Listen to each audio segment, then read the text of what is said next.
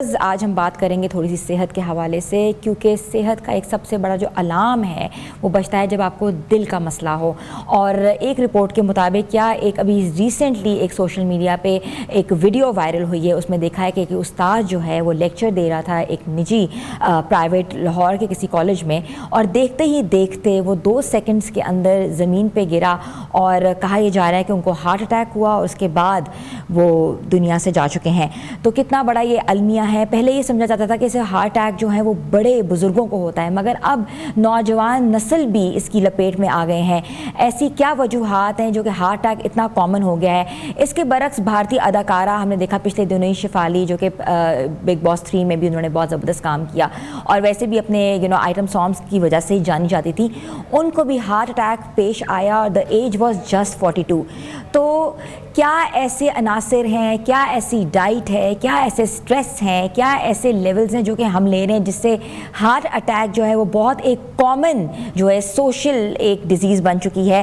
اور یہ کہا جاتا ہے ماہرین کے مطابق کہ اگر CPR وقت پہ کر دی جائے تو واقعی جو جان ہے وہ بچائی جا سکتی ہے۔ تو اس واقعے نے نہ صرف طبی حلقوں میں جھنجھوڑا ہے، بلکہ والدین، اساتذہ اور تعلیمی اداروں میں بھی ایک بھونچال کھڑا کر دیا ہے اور سوچنے مجبور کر دیا ہے کیا CPR کی جو ایک پراپر میڈیکل سہولت ہے یا یہ جو ایسی ٹیکنیک ہے یہ سب کو سکھانی چاہیے یا سیکھنی چاہیے۔ تو ہم نے سوچا کہ کیوں نہ آج ہم اس ٹاپک کے بارے میں ڈسکس کریں، بڑھتے ہوئے ہارٹ اٹیکس کی وجوہات۔ تو ہمارے ساتھ جو موجود ہیں وہ ہارٹ اسپیشلسٹ ہیں ڈاکٹر شاہد اقبال، جن کو میں ویلکم کرتی ہوں۔ السلام علیکم۔ وعلیکم السلام۔ کیسے ہیں سر آپ؟ ٹھیک ہے سر۔ آپ نے دیکھا کہ پچھلے دنوں ایک ویڈیو بھی وائرل ہوئی ہے، اس کے علاوہ ہم نے دیکھا ایک بھارتی اداکارہ بھی ہارٹ اٹیک کے مرض سے شی ڈائڈ آف۔ تو کیا وجوہات ہیں کہ اتنی ینگ ایج 29 سے 45 کے درمیان ہارٹ اٹیکس ہو رہے ہیں اور وہ جان لیوا ثابت ہو رہے ہیں؟ دیکھیے اس میں کوئی شک نہیں کہ اوور آل جو ہے پوری دنیا کی بات کریں، وہ ترقی یافتہ ممالک میں بھی ہر 6 سیکنڈ کے بعد کارڈک ریس ہو رہا ہے۔ اوکے، یہ گلوبل کاز آف ڈیتھ ہے جو کہ پاکستان کے اندر بھی ایک وبا کی شکل اختیار کر چکی ہے، اور بدقسمتی سے پہلے ارلی 50s میں، اب ارلی 40s ایون 30s میں یہ بہت کامن ہو گیا ہے۔ اس کی جو بنیادی وجوہات ہیں میرے خیال سے وہ یہ ہے کہ ایک تو انہیلدی لائف سٹائل ہے ہمارا، کھانے میں بے احتیاطی ہے، اور کچھ ایسی موروثی چیزیں ہوتی ہیں جو خاندان میں آگے چلتی ہیں۔ خدا نہ خواستہ کسی کی فیملی بھی رن کر رہی ہے تو وہ پھر آگے جینیٹیکلی آگے رن کرتی ہے۔ اچھا، ہارٹ اٹیکس جو ہیں وہ جینیٹیکلی آگے آتے ہیں؟ اگر کسی خاندان میں کسی بندے کو ہارٹ کا ایشو ہے تو وہ آٹومیٹکلی بچوں میں آئے گا؟ یہ ریشو بہت کم ہے، لیکن ایسے لوگ بھی ہیں، لیکن زیادہ تر عام طور پر کوئی نہ کوئی رسک فیکٹر آلریڈی ان لوگوں کے اندر موجود ہوتا ہے۔ جیسے کسی پیشنٹ کو بلڈ پریشر ہائی ہے تو وہ پراپر چیک اپ اگر کر رہا ہے، میڈیسن کھا رہا ہے تو اس کا رسک کم ہو جائے گا۔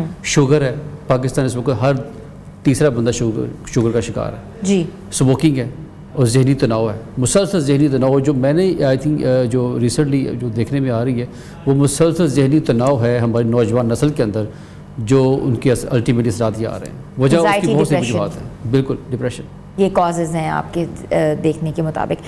اچھا مجھے بتائیں کہ یہ نوجوانوں میں دل کی بیماریوں کے بڑھنے کی سب سے بڑی وجوہات تو آپ نے بتائی ہے، مگر ہم نے ایسے بھی دیکھا ہے کہ جو لوگ جم کرتے ہیں وہ during the gym heart attacks ہو جاتے ہیں۔ یہ بھی دیکھا ہے کہ سوئمنگ پول میں بھی ہارٹ اٹیکس ہو جاتے ہیں۔ تو لوگوں کا لائف سٹائل بھی اچھا ہے، اس کے باوجود بھی ہارٹ اٹیکس ہو رہے ہیں۔ دیکھیے اس میں کوئی نہ کوئی ٹریگر ہونا چاہیے۔ اگر ایک بندہ بہت فزیکلی فٹ ہے اور وہ اس کی لائف اسٹائل بالکل ٹھیک ہے، کھانا وہ ہیلدی کھا رہا ہے، سارا کچھ، جیسے کہ آپ نے دیکھا بہت سارے ایکٹریسز ہیں، اسپورٹس مین کے اندر چیزیں آئی ہیں، تو اس پہ یہ کوئی نہ کوئی ٹریگر ہوتا ہے ان کی فیملی کے اندر، جینیٹک کاز کے اندر ہو سکتا ہے، جو آگے جا کے وہ خاص لیول آف ایگزرشن جب کرتے ہیں اس سے سامنے آتا ہے۔ اگر آپ دیکھیں ابھی ریسنٹلی جو آپ شفالی کی بات کی تھی آپ نے، تو ان میں ایک ہسٹری تھی، ایک prolong drug anti ageing medication لے رہی تھی، وہ ایک ریسک فیکٹر تھا۔ اب یہ جو حالیہ واقعہ ہے ٹیچر کا، تو اس کا ہمارے پاس کوئی ریکارڈ تو نہیں ہے اس وقت، لیکن اگر آپ اس کو پروب کریں گے تو کوئی نہ کوئی آپ کو ٹریگر مل جائے گا۔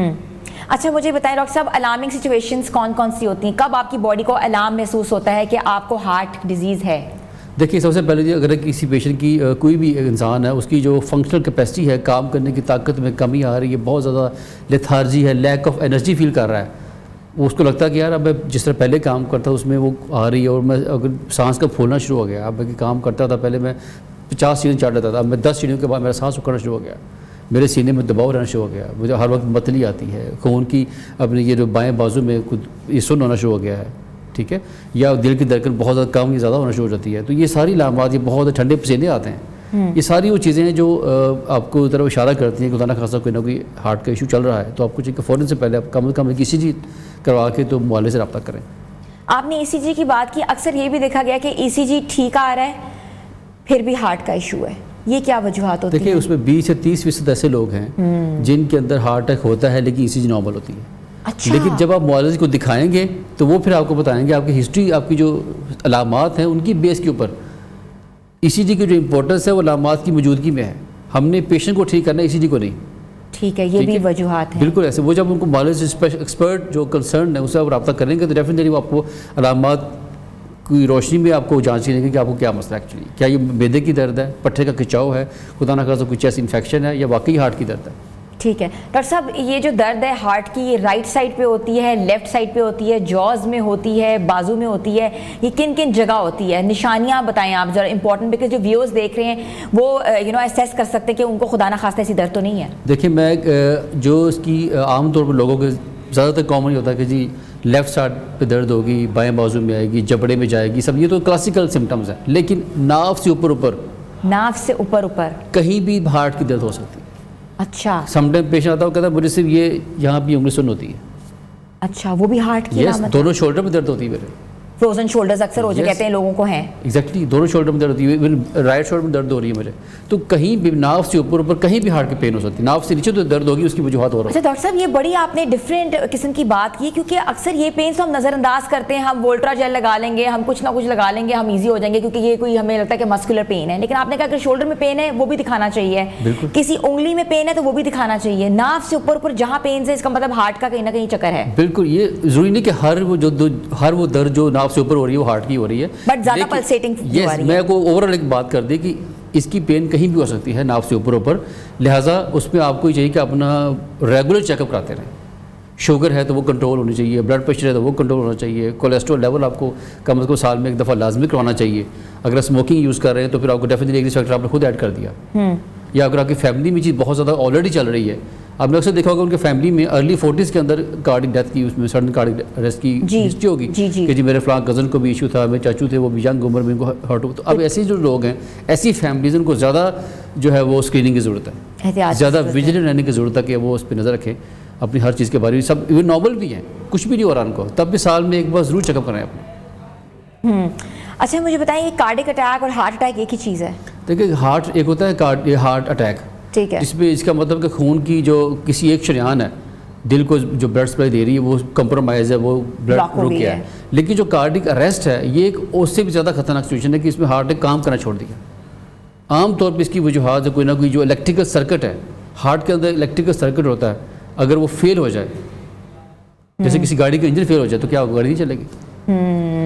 تو جو آپ نے ویڈیو دیکھی ہے جو پروفیسر صاحب ایک دم سے گر گئے ہیں, ہی جسٹ فینٹڈ, اس کے بعد وہ کھڑے نہیں ہو پائے, تو اس کا مطلب that was a cardiac arrest, that was not a heart attack. Yes, most probably. ٹھیک ہے.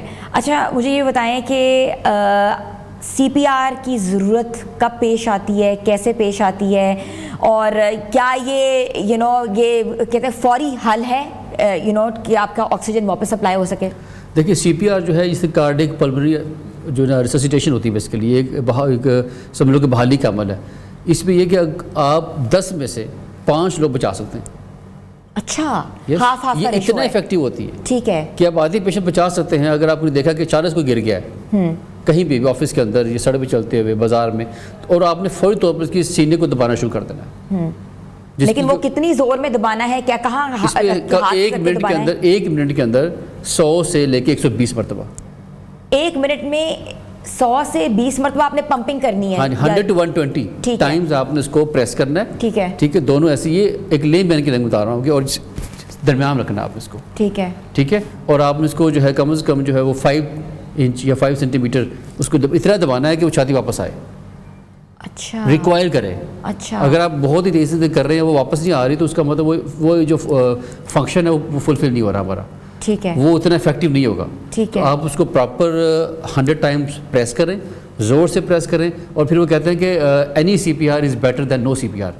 ایک لے مین ہے تو اس کو کوئی پتہ نہیں کہ اس کی گائیڈ لائنس کیا ہیں, لیکن وہ کم از کم کو دبانا شروع کر دے گا تو اس کے چانسز کے سروائیول جو ہے بڑھ جائے گا. اور اگر سانس بھی نہ آ رہا ہو تو کہ ماؤتھ کے ذریعے بھی انہیل ہوتا ہے؟ دیکھیں سب سے جو پہلی چیز ہے, بنیادی چیز, وہ یہی ہے CPR ہے, کیونکہ CPR کے تھرو ہی اس کو ایک طرح اسٹیمولس ملتا ہے اور وہ اس کا یہ سانس والا عمل بھی ٹھیک ہو. وہ سیکنڈ لائن. اگر ایک پیشنٹ CPR سے ٹھیک ہو گیا تو ڈیفینیٹلی رسپونڈ کر جائے گا.